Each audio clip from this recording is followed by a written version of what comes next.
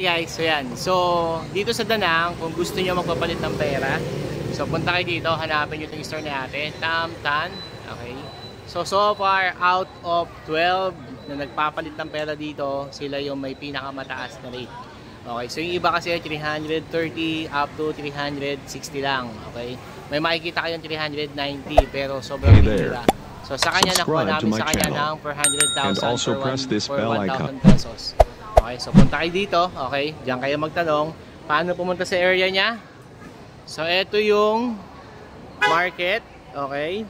So tapat na tapat lang siya mismo ng market. Ayan, pwede nyo itong hanapin. So yung building na yan, tsaka ito, Trunky, tapos katabi na yan mismo yung store niya ate. Ayan, so far ito yung pinakamataas, dito kayo magpapalit ng pera. Bye!